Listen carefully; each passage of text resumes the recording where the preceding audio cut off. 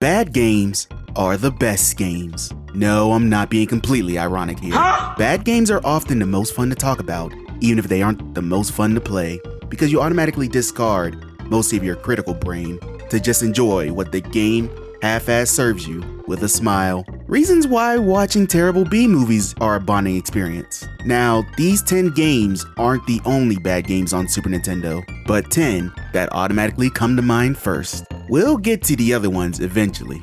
In no particular order, here are 10 of the worst Super Nintendo games. Well, what's a better time to cover bad games than to bring up Rise of the Robots for Super Nintendo? A fighting game favored by no one, this game was released in 1994 for initially the Amiga, then ported to the Super Nintendo, 3DO, and Genesis by Mirage and Time Warner. You control the android as he clunkily fights his way against 6 other robots, mostly by jump kicking and sometimes getting a special move out. This game is the definition of bare bones, with only an arcade mode and versus mode available. And even worse, player 1 always has to be the android. This could be overlooked if the fighting was fun, but it really isn't. The game sacrificed gameplay or admittingly impressive visuals and animation, but the game moves like me on a treadmill. Nowhere.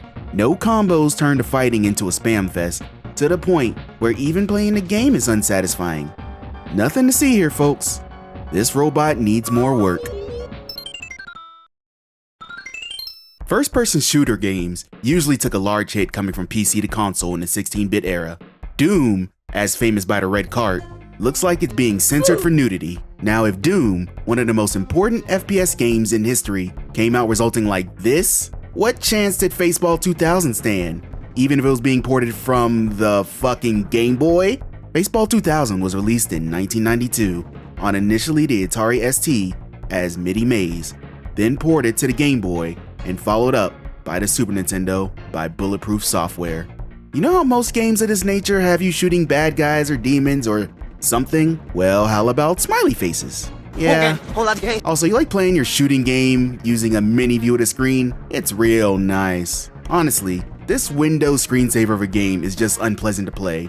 Between the screen scroll hurting the eyes and enemies being cruel to the point of frustration. Just who the hell thought getting bullied by Face from Nick Jr. was a good idea? Another bad fighting game, and one wearing a celebrity mask at that, this time bearing the unfortunate face of Shaquille O'Neal, basketball icon and cereal product endorser. Shaq Fu was released on Super Nintendo and Genesis in 1994. Shaq stars as the main character in a menagerie of combatants fighting for whatever reason. Shaq himself got isekai'd in the second world and must save a child to return, and everyone else fights because they are racist. Like Rise of the Robots, the animation on the sprites are really good and fluid, but also like Rise of the Robots, the fighting is super janky. It feels like all of the characters are stuck in mud when they attack, and don't even try jumping unless you want to almost immediately get punished for it. Shaq is also the worst character in his own game, so guess who you have to play as in the story mode? Honestly, I would say the game is worth a playthrough, just to see how bad it can get at points. Movie-based games were hit and miss in this time, with way more misses than hits. A game that validates this argument on Super Nintendo, Batman Forever. Batman Forever was released in 1995 on Super Nintendo and various other consoles by Probe and Acclaim. A third-person beat-em-up, you guide Batman and Robin through a variety of levels emulating the plot of the accompanying movie, with various bat tools and collectibles at the ready. Now, you may see this footage and think, wait, this looks similar to Mortal Kombat. Well, this game uses the same graphic style as the console Mortal Kombat games, with a lot of the same animation as well. It works for a fighting game. It bombs hard as a beat-em-up game. Batman Forever is super clunky, especially in the maneuvering department. Batman has to use up to jump, which is already pretty bad to deal with getting around effectively. But then the combination of buttons you need to use to grapple up buildings and fall through floors makes this game an absolute pain to try to play. Not that you'd really want to play it past the first couple of levels, due to the tedious nature of fighting and even trying to attempt a special gadget move. Just another bat fail to add to the bat pile. Batman joke. Balls, balls, balls. The best fighting game. Don't you remember playing Balls? You know, Balls. Where balls fight against other balls, with balls till one balls reigns supreme. Sounds fun, right? Balls was released in 1994 for the Super Nintendo, Genesis, and the 3DO, and was made by PF Magic and Accolade. A one-on-one 3D fighter. You control your combination of balls that make a character in fighting another combination of balls. You've seen Ryu's Scorpion. Well, how about Boomer the Humping Clown? The fighting in this game is confusing and frustrating. Half the time you don't even know if you're hitting your opponents. And surrounding this absolute madness is the worst soundtrack in any game I've ever heard.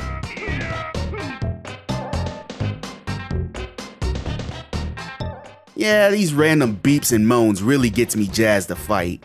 Just no.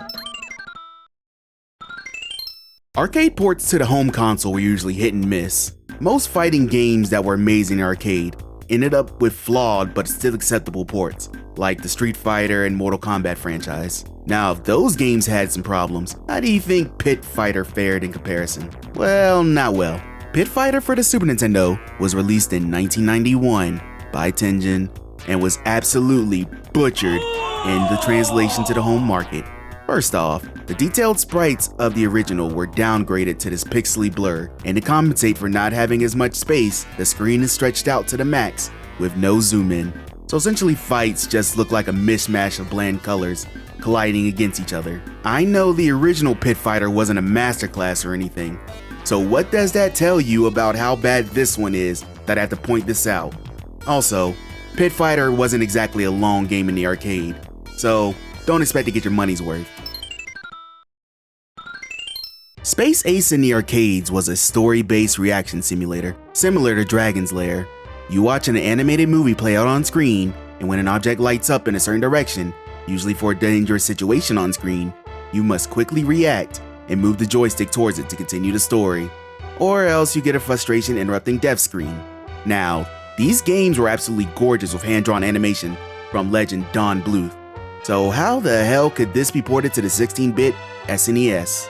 Well, first you take away the animation, the gameplay, the story, and basically the fun. Space Ace was released on the Super Nintendo in 1994 by Absolute Entertainment.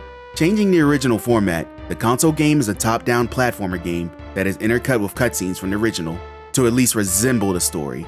This wouldn't be a problem, except the platforming is absolute garbage. Jumping is so janky, and having falling between platforms being instant death means you're going to die. You're gonna die a lot. Combat is reduced to shooting these aliens, and it's just all dull. It's so boring. You're better off dusting off a Laserdisc just to play an arcade game copy of this. What you know about Bebe's Kids? Based upon a popular skit from late comedian Robin Harris's stand-up, where he talks about his experience with a new girlfriend, her son, and her friend Bebe's destructive children, Bebe's Kids was an animated movie that is pretty much ingrained in the culture. The game, however, deserves to be ingrained in quicksand. Bebe's Kids was released in 1994 by Radical Entertainment. In the game, you control either LaShawn or Khalil, two of the previously named Bebe's Kids, as they go around the amusement park, beating up mascots, getting pickups, you know, the usual beat 'em up fare. I say go around in quotation marks, as you move super fucking slow. It's completely tedious to even make your way around, let alone fight. Besides exclusive special attacks, fighting is bland, and the combined lackluster graphics and music makes Bebe's Kids one of the worst games on the system, by proxy of boring. Oh yeah, let's hit the road big time with this driving simulator. Race driving was released first in arcades in 1990 and ported to many different consoles in the mid-90s, including the Super Nintendo by Imagineering and THQ. This game is the sequel to Hard Driving and is very similar in concept of being a first-person realistic driving simulator where the car behaves roughly like an actual car, with feedback from the steering wheel, multiple ignition methods, and working car instruments like speedometer, fuel meter, oil meter, and such. The only real difference is the sequel adds more tracks and cars to use, though they aren't nearly as long as the original's only 2-path track. Now, how did the Super Nintendo port fare? Horribly. The game is unbelievably choppy, with the Super Nintendo graphics barely holding on for life. Second, while a short game is appropriate for the arcades, home games being able to be beaten in much less time than an hour is simply outrageous. Imagine paying full price for this game and being done with it immediately afterwards. No fucking shot. You don't even get the improvements at arcade because the system is limited, so getting this game is utterly pointless and it should remain back on store shelves, or in this case, some Goodwill garbage can. Now, I'm not a big Ultraman fan, which is not because of the kaiju genre itself. Matter of fact, if I gave the various series and movies a chance, I'd probably love them. Two problems there. My time is already fragmented between keeping a roof over my head and doing this stupid YouTube hobby. And Ultraman on the Super Nintendo sucked such shit when I played it, I was tainted for years afterward. Ultraman was released in 1991 for the Super Nintendo by Bandai. Another fighting game. You control Ultraman as he takes on monsters of the day in one-on-one giant kaiju fighting bonanza. The game is generally uninspired, with bland visuals and sounds, but soon, you realize you don't know how to finish your enemies off. Yeah, you can drain their life bar, but the monster won't stay down, and the game won't tell you what to do next. Turns out, you have to hit them with a full-powered energy attack. Then it's on to the next level, where you do the same thing, then to the next level, and you do the same thing, into the next level, and to the next level, and it's like that, over and over and over and I actually rented this game when I was younger, and after the first enemy, the difficulty curve goes up rapidly. It was so frustrating, and at the same time, not fun at all. And I have the same thought then that I have now, that Ultraman is ultra ass. Have any other bad Super Nintendo games that should be on this list? Leave them on the comments. Take care, and have a good one.